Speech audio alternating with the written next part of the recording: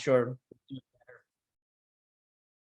So we're 9 minutes in. I'd say let's jump right in. We'll just kick it off.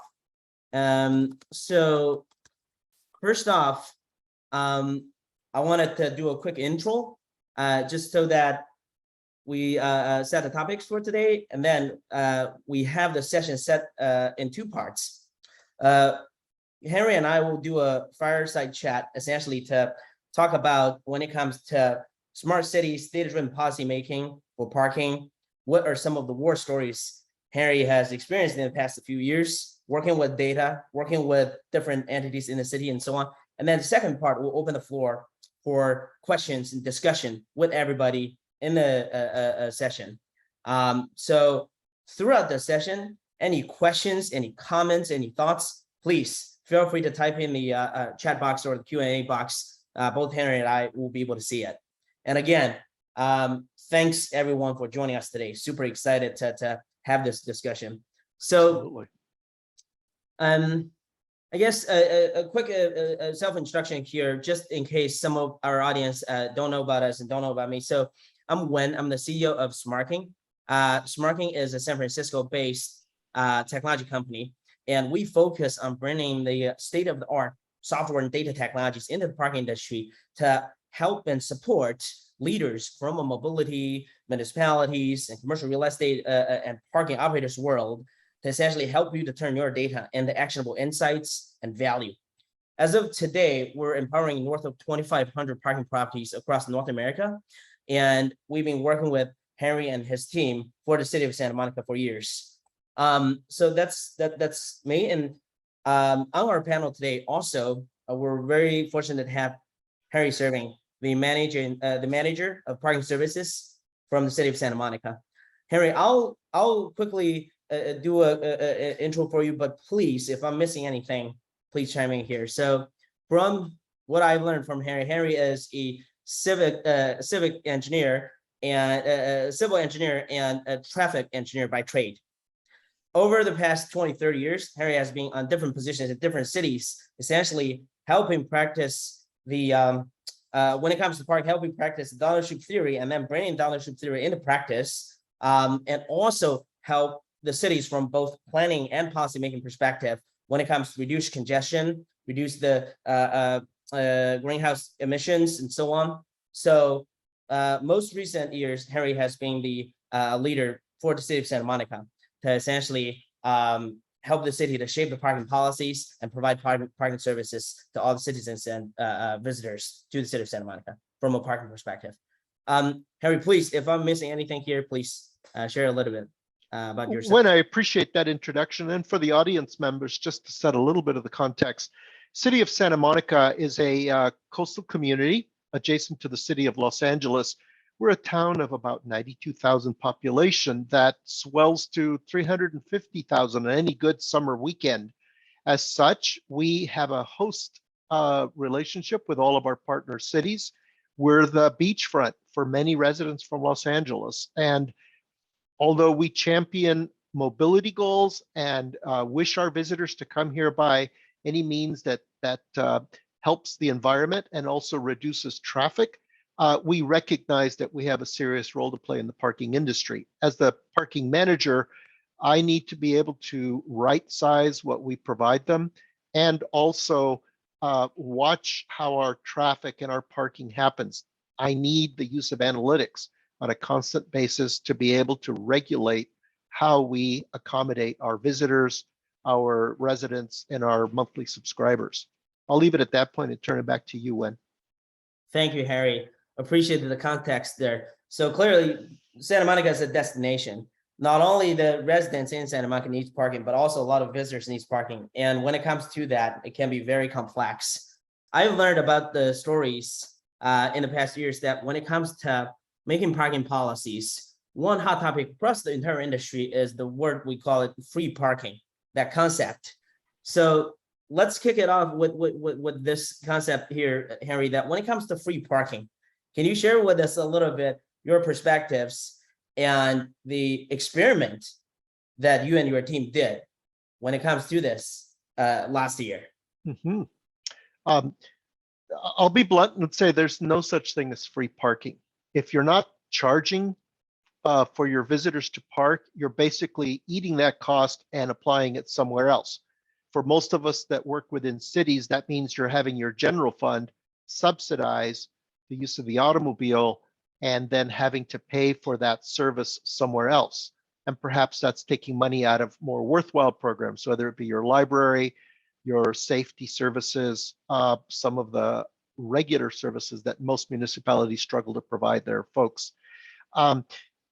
What we've done over the long term, that is these last 20 years, is set up land use policies in place that strongly set the tone for how parking is measured and accommodated in Santa Monica. Our land use policies have accomplished a lot in not requiring a parking minimum or establishing minimum parking standards for our city. We've also created several policies in our land use and circulation element and our general plan that regulate how we approach curb space and off-street parking. And as such, in order to make any of that a reality, we need to capture the data that's associated with all of this. I basically provide access to folks that want to come and drive to Santa Monica across 36,000 parking spaces. Of those, about 28,000 have a fee assigned to them, whether they're at a parking meter or an off-street parking structure or one of our beach lots or any of our surface lots across town. It was very important that before we began on a pricing scheme that we understood what our visitor behavior was, that we had the analytics available to us so that when we do go to stakeholders and introduce a suggested parking rate for a particular time of day, time of week, or location in the city, that we had the data to back us up. While we have the ability to hire consultants to do snapshots in time, and there are many good consultants that offer those services, the data we needed was near continuous. While we have different parking equipment to collect data in different forms, it's very difficult for someone like myself as a parking manager who has a lot of operational duties to be able to queue each of those systems. It was important that it be aggregated for me in a way that I could flip between transactional information, occupancy information, duration information, and just have it displayed to me there. So once we were able to institute a data capture process through the use of the SmartKing platform and use that over time, I'm able to gather enough data that I can present it to my stakeholders. One of the challenges, I'll turn it over into a minute. Please. One of the Yeah, challenges many of you in what I do find is that how do you engage the stakeholders? I'll talk about that a little bit more. Please. Thank you, Wen. Okay, in that respect, a stakeholder wants to know if your pricing policy makes sense, and the only way it does make sense is to show them the data. If you're pricing it appropriately, you're always leaving capacity in your system for people to find room on street and off street. I'll end with that. Wen, back to you. Thank you, Harry. So I believe a lot of the good people in the audience actually have the same mindset and believe in the same, let's say, the principles when it comes to parking. There's no such a thing as free parking. But many of us do struggle, as you said, when it comes to engaging stakeholders. Like, how do you essentially convince, let's say, the council members and so on, when it comes to the situations, not only like, let's say, day to day without the pandemic, because when the pandemic hit, many of the good people in the mobility world actually got requests from the council saying that, okay, let's just make parking all free. So when that happened, did that happen when it comes to city of Santa Monica? When that happened, how did you essentially work with the city to kind of take care of the community at the same time, make sure parking is well managed when it comes to that? So the concrete example that we wanted to share today involves being responsive to our city council. They were in a situation where they were getting requests from the commercial community, the merchant community, to somehow re-entice visitor traffic back into the downtown core. What we were experiencing in the previous holiday season, in the cusp of COVID, was reduced attractiveness to indoor venues, particularly in our downtown. Folks were not visiting stores and restaurants. We had been gathering data that showed that this was the same across the nation. It wasn't just in the city of Santa Monica, it was just everywhere else. The data was there to show that it wasn't just us. Nevertheless, some of our stakeholders requested that I try something, that I provide free parking for a period of time to see if that would be an inducement. Frankly, you don't say no to your city council, but you can provide the framework by which you do say yes. And so I asked them that if I were to conduct a free parking period, that I could also benchmark it by leaving some of the other facilities under full pricing and seeing if that would induce driver behavior. For example, would it attract folks to the free parking, or would they choose more convenient options irrespective of price? So that's setting the stage for the free parking. When do you want me to continue, or do you want to take it from there? I believe, Harry, yeah, folks would love to learn from you about the story. So we now understand the context was essentially council members said, let's make it free. Let's just see how it goes. Then what happened, Harry? So we did get the sanction to do this as a formal study. So we were going to have before data and after data. We were able to set a zone in the downtown area for free parking, but we were also able to set several locations, including probably the most attractive location, under full pricing. We began roughly a week before the onset of the Christmas to New Year holiday at the end of 2020, and then through the New Year's at the end of that area. So we marketed free parking in downtown with the understanding that we would produce signs that would instruct the visitor, this is a free parking zone, welcome to park. At the same time, any place where we didn't have free parking, we would say this is a pay facility. Over the 2 weeks, we discovered something interesting. What would have been, a natural thought would be, oh, people are going to flock to the free parking and be done with it. And your study will show that people like free. It was actually interesting to see the results. Where we did not provide free parking, we actually saw an increase in attractiveness to that during that time period, which really wasn't a surprise to us, but frankly, a surprise to the stakeholders when we produced the report. People will park for convenience, irrespective of price. That is to say, they will park closest to where they want to go and enjoy the venue and pay for that session. The free parking wasn't necessarily an inducement. We didn't see the numbers that justified the free parking. When we completed the findings, we produced the study, went back to City Council and let them know that the free parking per se didn't really draw the crowds as expected, but the carefully managed parking where we had regular prices did actually produce an inducement. And even though other locations were free, the paid parking area did actually pretty well. That is really amazing to hear, Henry. So if I got the story right, essentially the council members' hypothesis was, hey, the traffic seems like it's down. We wanted to treat the communities well, so let's just make parking free to induce more traffic. That was the theory. Correct. But then when the experiment went on for 2 weeks, and when the results were measured with data, so I remember at the time you said, you don't have to pay for it, but you still need to pull a ticket just so that we have a trace of data, which was key to the measurement. Correct. And at the end, it sounds like essentially to everybody's surprise, at least on the council member side, that there was no particular increase when it comes to the parking transaction in the free zone, but clearly we lost the revenue there. But when it comes to the other paid parking areas, there was no, from a numbers quantitative standpoint, no observation of migration of people who just moved from paid parking into unpaid. Basically, the traffic continued, and the matter of fact was where it was paid parking, probably demand was there. There was more revenue. Correct.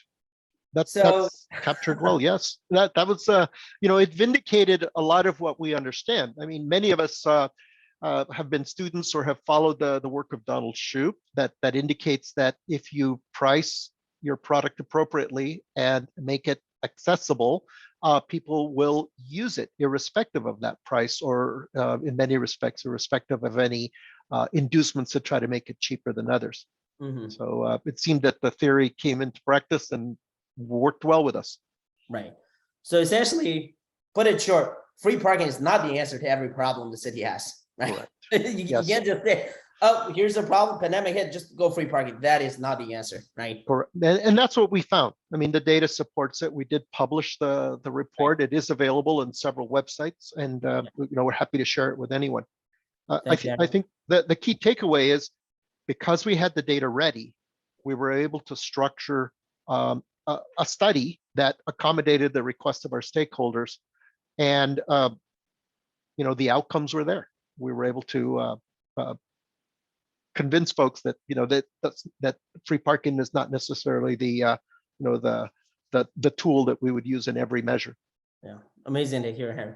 And it sounds like, to your point, you're saying this was not so much of a surprise to you because parking. Actually, you've been leading the parking teams in different cities for years, and you know how it's like. But there was always that gap between, let's say, the parking and mobility leaders and, let's say, the stakeholders, because they don't know parking. So sounds like the key there is to really make it easy for them to understand it.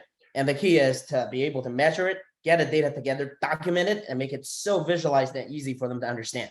Get them over that communication gap, man. Yes. Then thanks are a lot. Okay. Thank you, Harry. So to that, I know that before the pandemic, clearly the City of Santa Monica team has already been leveraging data when it comes to parking policy making. Yes. And can you share with us a little bit more back then when it comes to parking policy making in terms of meter hours, parking rates? How did you essentially practice Donald Shoup leveraging data from in the pre-pandemic world? So if you make a commitment to gather data across all your parking platforms, and I'll state that we manage 6,500 on-street meters, we manage 6,000 paid parking spaces in the downtown core, another 6,000 in our beach lots, and then several other thousand throughout town on surface lots. You gather a lot of data. The fact that we've been doing this consistently under a very careful rubric of gathering data over the last 4 years gives us a tremendous amount of information that we can use at our fingertips.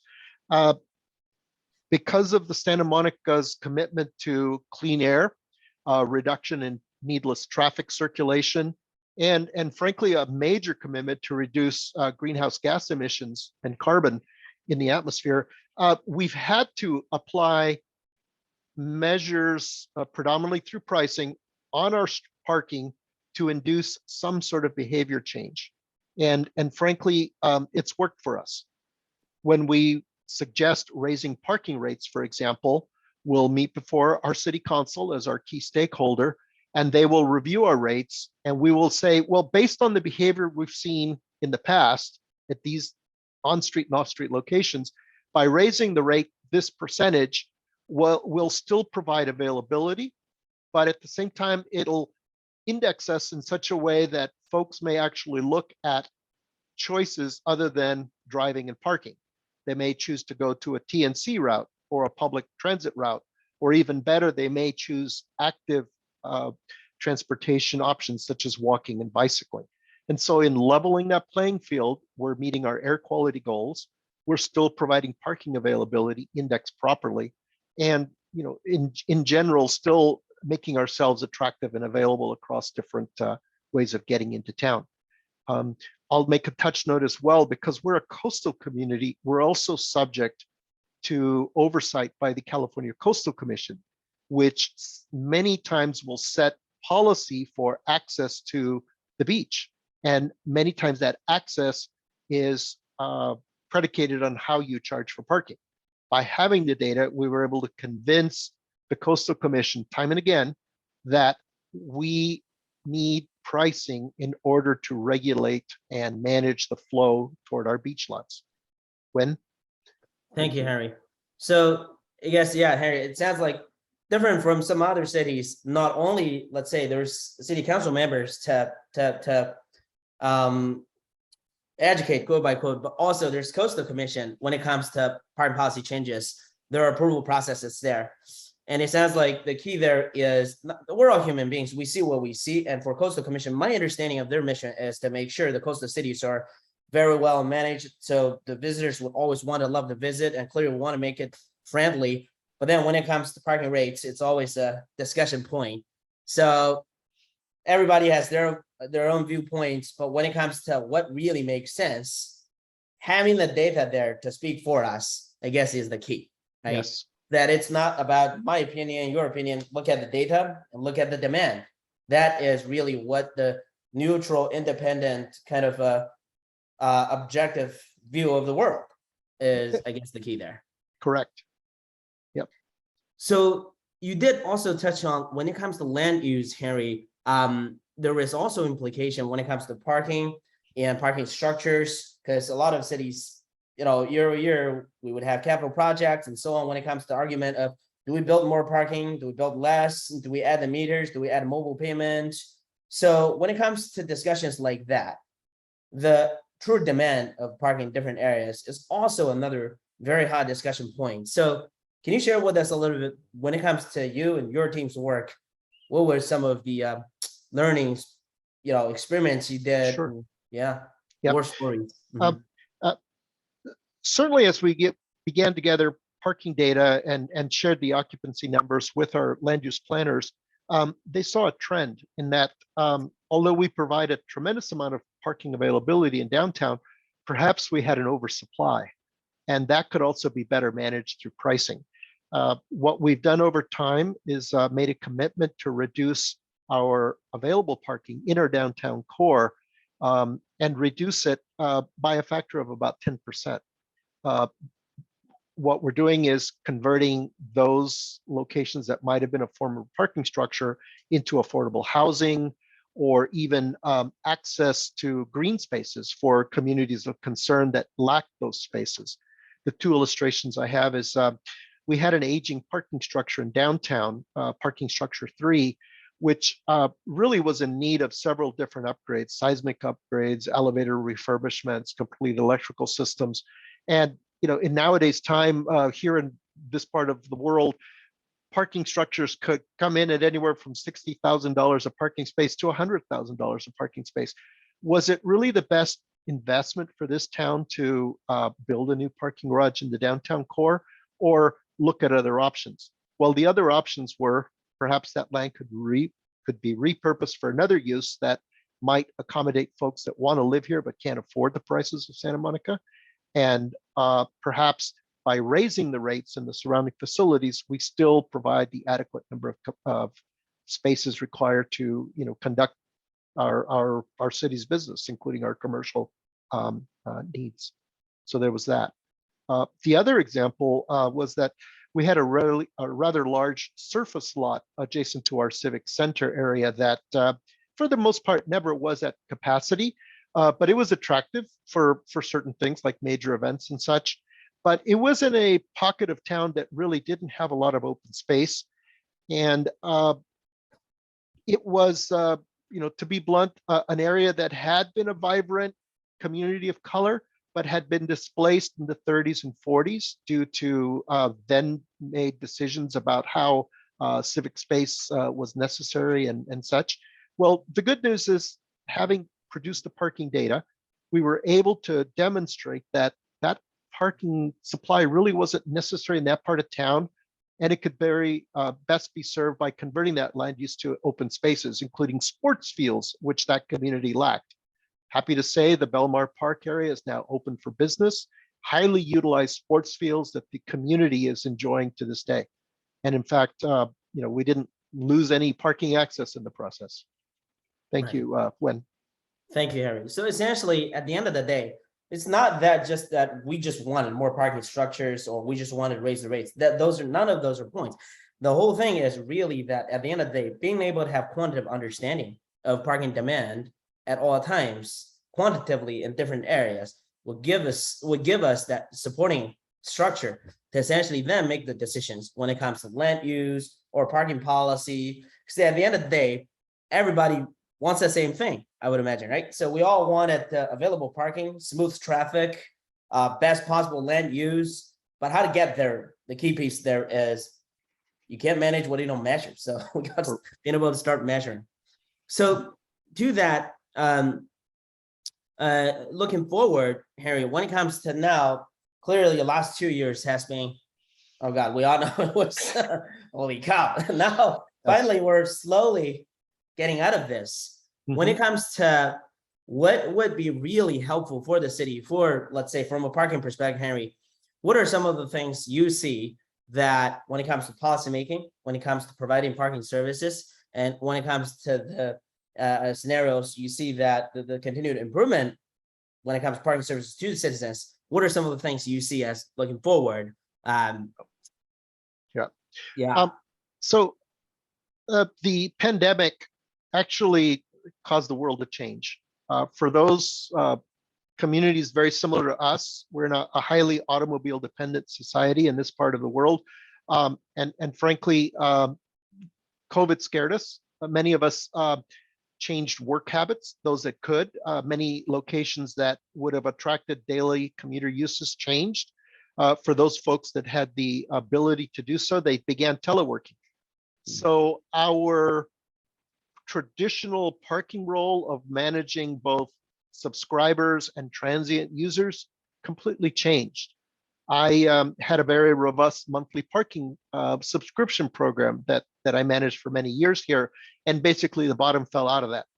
We couldn't sell monthly parking if we, gave it away for free, let's say. Not that we would, but what we learned is that as we learned to live with the pandemic, and now that we're in the endemic stage, employers started to come back to us and said, look, I'm not going to buy 30-day parking for my employees anymore. But if you work with me, if you look at my data, if you tell me how my employees are driving to, I would like to see if there's a hybrid program you could sell me.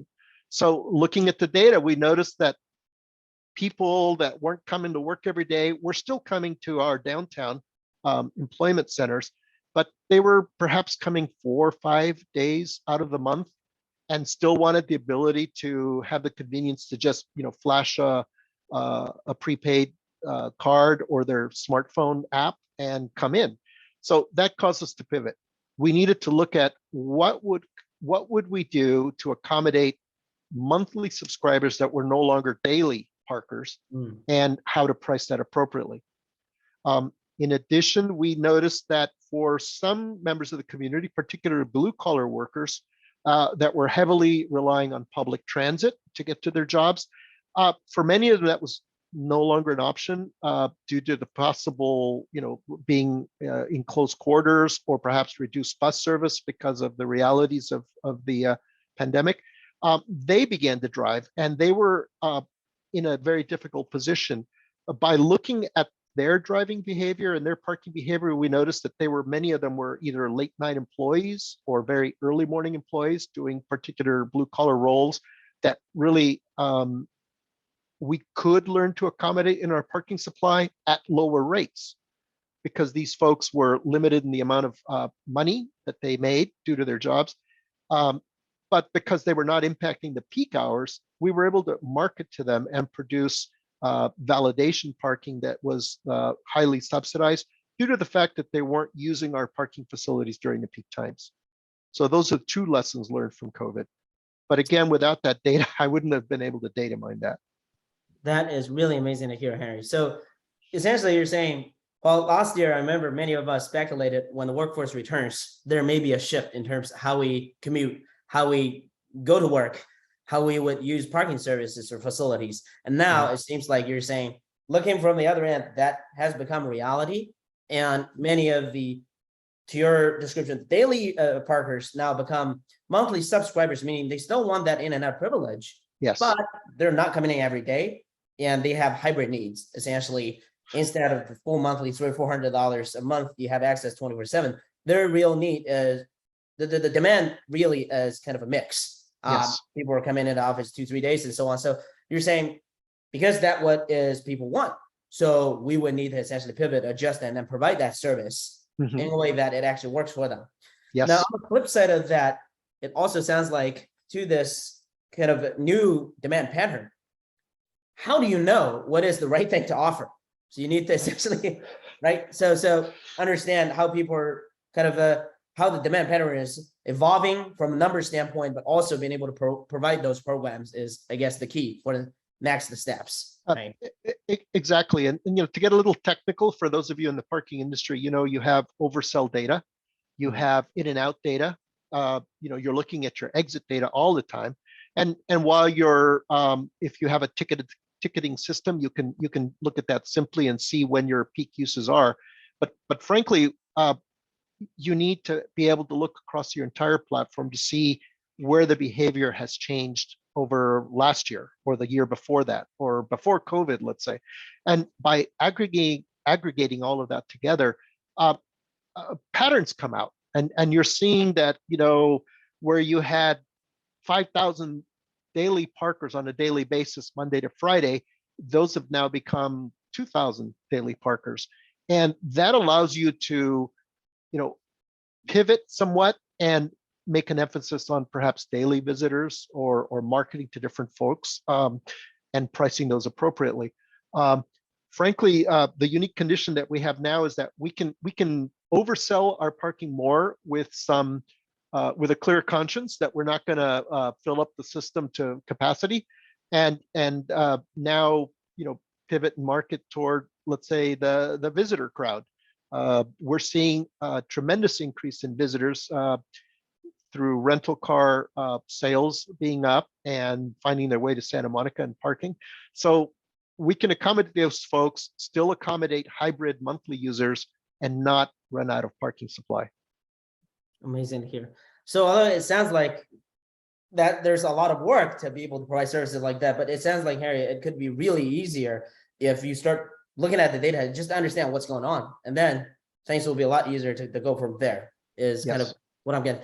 And then the other scenario you described, essentially, when it comes to some of the, you said blue collar workers who actually really need the parking facility for access in some non-peak hours. Yes. And for that, it is actually a great thing to do to provide that service if, we could at reduced rates and so on. So when it comes to that, I mean, intuitively, is this a new emerging kind of a trend of how people anticipate to use the parking facility? Because typically we see commercial locations, there's a bell curve, the occupancy, peaks at noontime. And clearly we all talk about it conceptually. If we could sell spaces, at night, whatnot, it'd be really great.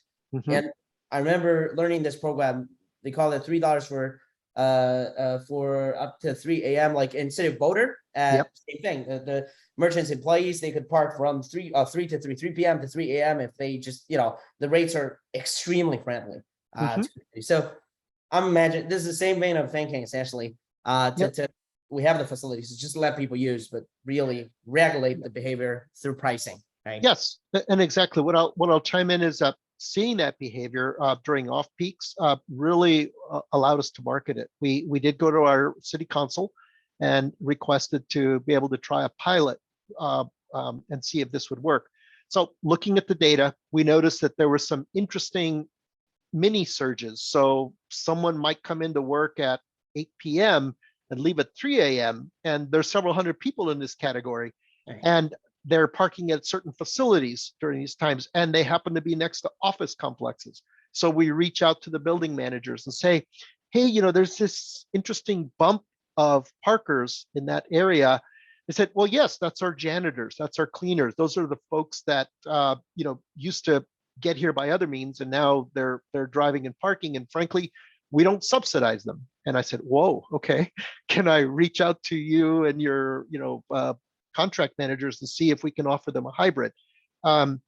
We tried this pilot program where we, instead of charging $25 a day for a maximum session, for those folks that are in that 8 p.m. to 3 a.m. working condition, would they want to buy a 9-hour session or a 12-hour session at a reduced rate? And frankly, it worked. We've got several hundred people in that category now that, frankly, we didn't realize that we had missed. They're producing revenue for us, albeit at a discount, but it's revenue we would not have had otherwise. And I believe it caused a level of relief for those folks because, frankly, someone making a minimum wage, paying a full fee per day every day they're working here versus something that's a little more right-sized to their economic status seemed to make a lot of sense. I didn't have to do means testing. I didn't have to do, whether or not this person qualifies or not. They were basically coming in during a lighter parking demand period, and it just made sense to reach out to them. That's really, really, really amazing to hear, Harry. So essentially, it sounds like it all started with, when you look at that data, there's kind of a trend of, oh, there's some demand like late night. Let's see what that is. Created a pilot program, tried it out, measured the results. More people took on it. Clearly, it's a win-win-win situation. More revenue for the city in the low demand period, but more importantly, folks who are actually contributing significantly to the society by, all doing different work at night, they get taken care of. Clearly, it is a benefits to them, and the asset utilization for the city's parking infrastructure is also much better. Everybody's happy, sounds like. Correct. Yes. That is really amazing. And I would hope that could earn some goodwill when it comes to working with the council members and different stakeholders in the city that, hey, look, these are the things we wanted to enable to do.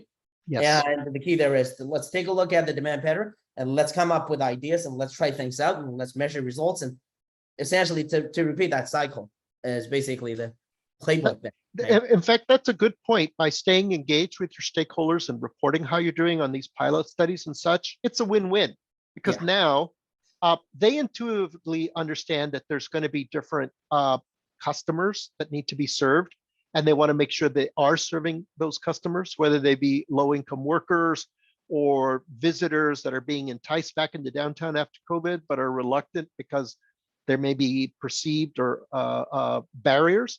By sharing this data, the stakeholders very pleased with it. They're saying, so we are reaching the intended audiences. We are seeing the increase in visitors. We are seeing the tourists come back. So yeah, it's important to stay engaged that way. Very good point, Wen. Thank you, Harry. That is, I would echo on that, Harry, that many times parking leaders, mobility leaders work so hard to put programs in place and then really deliver the services. But it is also important while we're doing the hard work to document, articulate those stories and help the council members to understand. Once after the programs are, put in place, they see the results, they see the impact, and being able to tell the stories, help on the communication, bridge that gap would also help on the continuous efforts to essentially make parking better and better through all of these efforts. It is important to not only do the hard work, but also talk about it, I guess, with the help of data to make it easier. Correct. Yeah.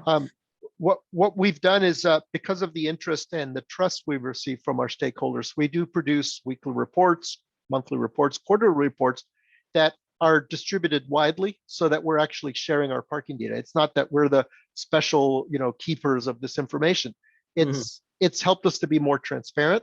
Right. And frankly, when it comes time to look for changes, there's a high regard that we are doing the best job we can based on the data that we have. Wonderful. Not just a parking study every 3 years or 5 years. It's an ongoing report. Take a look. Right. Continued progress. That's amazing to hear.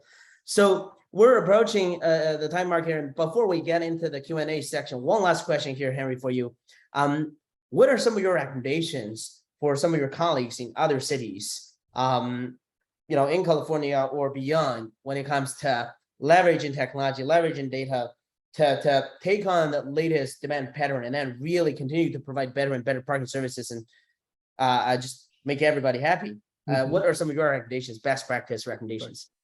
I would guess from the audience here, most of you are already collecting data in some means, but the more you can access it on a daily, weekly basis, the better for you.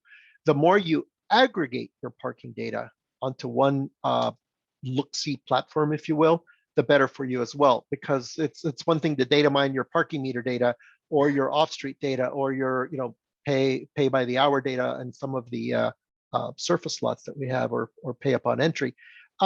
That's a lot of work to try to gather it all together. By having it available at your fingertips and getting used to it and seeing where your peaks are and how they change from time of day, or when you're looking at a rate change and what happens. You can do predictive behavior with enough data. It just makes you that much smarter and allows you to pivot that much faster. It's never easy to change a parking rate. It's never easy to bring in an upgrade or a change in behavior, but with that data on hand, it makes your life a little easier. If you're not doing this, I would strongly recommend you start. Thank you, Henry. I couldn't agree more. At the end of the day, the parking leaders and mobility leaders, I agree 100%. Your focus and time should be well spent on making policy, providing services, providing management recommendations to the stakeholders, and so on. And technology partners like SmartKing, many others out there, we're here, committed to support you, help you to centralize all your data, put them into one place. As Henry said, you've been able to see it anytime you want, anywhere you want, and slice and dice it the way you want it. We would hope to be that technology partner to help you to do that, so that you don't have to spend time crunching the Excel spreadsheets and really focus on ensuring the policy is data-driven, well-made. And at least to our observation, this is how all smart cities are approaching this. Years ago, people were just talking about it. Now this is reality. And I know Henry and his team, from even just purely revenue perspective, the parking helps the city of Santa Monica. It contributes north of 30%. So in my view, America runs on parking. And when it comes to that, our hope is to make your life, the mobility leaders and parking leaders' life, a lot easier by doing the data plumbing work for you, and then allow you to focus on policy making. So with that, we'll open the floor to the audience. Any questions, any comments, any thoughts, please. And I already see there's a comment from Alan Khan from the audience. Saying this study was on parkers who were going to town once or twice in 2-week period. If they were daily parkers, the results may have been very different. So I'm imagining this refers to the holiday program experiment. Yes. Harry, can you comment on that, please? Sure. I mean, this was basically everyone who came in and out. The only folks that were exempted from the program were already the monthly subscribers. So they've already paid, and they still get to live under that payment plan. But anybody who was a daily visitor, where they were the intent of coming and shopping during the holiday, or whether they were coming here on a regular basis for whatever, enjoying a lunch or whatever, it was across all of the potential visitors. It wasn't just to capture a particular market per se. The data overall showed that people will park for convenience, not for price.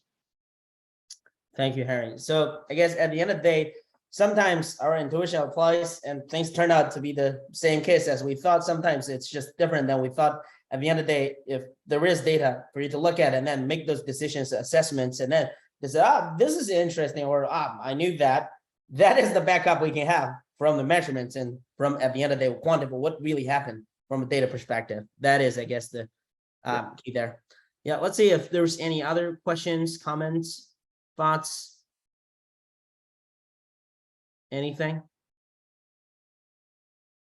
All right, we'll give the audience a couple more minutes, but at the same time, Henry, a couple of other hot topics that we've gathered in the past few days, past few weeks, wanted to just bring up and then have your perspectives.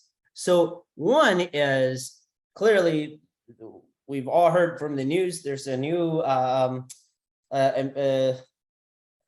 bill passed by the president focused on the climate, focus on EV, a big part of that. Yeah, there's healthcare with whatnot. So when it comes to EV, everybody talks about it. I was just at IPMI. We were both there. Every booth, there was the EV charging station. Yes. What are some of your thoughts on when it comes to making decisions on behalf of the city from a parking perspective to put the infrastructure in place for EV? Yes. City of Santa Monica, it does have resources, and we have acted aggressively to incorporate EV charging locations, both on our surface lots and our inside parking, off-street parking structures. So in going there, we've opened up a brand new market for ourselves. EV parkers are a necessary component of whom we serve. For one thing, there is an environmental benefit to having people not fuel at the pump with fossil fuels, but instead, take the time to charge their vehicles through use of electricity. So most of our parking facilities now have some level of EV charging, whether it's a much more sophisticated superchargers or such. What's interesting in this part of the nation is that we've reached a saturation point where it looks like the electric vehicle is here to stay and needs to be accommodated. We've provided the infrastructure for new electric vehicles to come in and use our facilities. And frankly, it's been an increase in business. We do have to have special regulations because of the limited supply of EVs. We allow charging for 4 hours in some facilities, but then they have to disconnect and move the vehicle, which is a challenge for 8-hour shift employees. But frankly, it allows utilization. We still charge for the parking and we charge for the electricity. So it's there, it's available, and we're learning that as the future comes in, we're going to have to accommodate more of that. We've had to revamp some of our electrical systems to be able to meet that future need, but it's there, and it's another way of making us even more attractive. Nice. Thank you, Henry. I have a couple of follow-up questions on this topic shortly, but we have 2 questions came in from the audience. Let's get onto those first. The first question is from Virginia Griffin. Thank you for the question. Her question is, did the closure of Garage 3 further congest traffic in the downtown area? Harry, oh, that's a great point, and thank you for that question. That's an excellent one. Because of our arrangement in Santa Monica, where we have 2 main streets, 2nd Street and 4th Street, that provide a, if you will, a preferred clockwise pattern to our 10 parking structures, there was already a level of traffic congestion before COVID that we were dealing with. But because of the arrangement of those facilities, if you don't see the parking at the first facility, our wayfinding instructs you to move to the next one or the next one or the next one.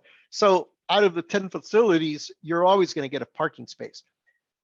Having said that, yes, initially with the loss of parking structure 3, we did see some localized congestion, but it was only a matter of a week or so as the drivers got used to the fact that if they drive 1 block down, there's still capacity at the next facility. Frankly, with the use of our pricing, we didn't really lose any parkers. They just shifted their behavior to park at other facilities, and congestion pretty much didn't, increase. I'll say that much. Of course, with COVID, we have no congestion now. We're only just starting to see that return. Right. Thank you, Henry. And the second question is from Keith Glasgow. And thank you, Keith, for the question.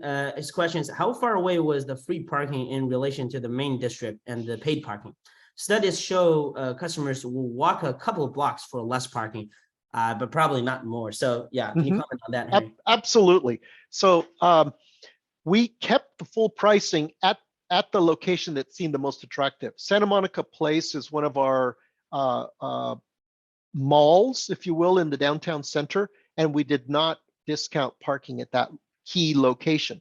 Nevertheless, less than a block away, parking structure 6 or parking structure 5 were free during that time period. And, I didn't see people choosing to park for free and walk a block. Counterintuitively, they paid the full, $5, $10, $25 session to enjoy a good meal and a movie at the mall, and didn't change behavior very much, surprisingly. Wow. To some.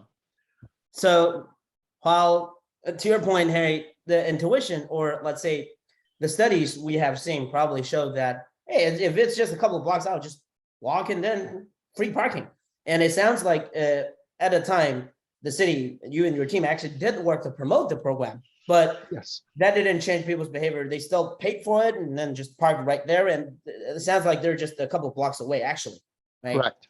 Which is very counterintuitive. You wouldn't know that if you don't have the measurements or lift the gates open. So I guess on this, keep the gates closed. You can get people credits or make programs available, but let's collect the data. Right. I will acknowledge, though, the writer, when you substantially raise rates, you can induce folks to change behavior. Case in point, we host a lot of events here in Santa Monica, and we just completed a very successful Major League Baseball event at the end of July, where we literally doubled our rates at the most attractive locations. We hosted the Major League Baseball event at the pier deck, and we doubled our rates there at the most attractive locations, but we highly marketed that, saying, hey, if you want to park at the closest venue, it's going to cost you $30, double what you would normally pay on a Saturday or Sunday. But if you drive a block or two along the beach lots, you can still park at a regular rate or a reduced rate, depending on whether you want to walk 5 minutes, 10 minutes, or 15 minutes. That does work. So we doubled our rates. Folks made behavior changes. Some chose not to pay the full 30, but they paid 15 or 12, depending on how much time they wanted to walk. Amazing. They did exactly what you were hoping to achieve, it sounds like. And basically, because we had 4 years of solid data behind us, we were able to set those rates. Right. Amazing. Demand-based pricing could work. Yes. Key there is to collect the data and start experimenting and then go from there. It's correct. Amazing. Thank you so much, Henry. We're at the time mark. I wanted to thank you again, Harry, for sharing with us all the amazing stories, your insights, and the session is recorded. We'll share with everybody. And I wanted to thank everybody in the audience for joining us today. And if you have additional questions, please feel free to send your questions in, and we'll make sure to circulate with Harry and then ask his input and insights for you. We'll publish a blog after this to share with everybody the amazing information. And again, there's no free parking, and we're here to support you with all the data and technologies you may need. And thank you again, Harry. Truly appreciate it. I appreciate the invite. And again, it's great to be with all of us working professionals, folks in the industry. It's a tough job we have. Many times just getting to a point where we're believed in what we're doing is important. Gather your data, use it effectively. Don't be shy about talking about it. And over time, you'll see that it pays dividends. You're only as strong as you're willing to share your information. Yeah. Thank you. Amazing. Thank you, Harry. All right. Thanks, everyone. Have a good rest of your day, and look forward to seeing everybody next time.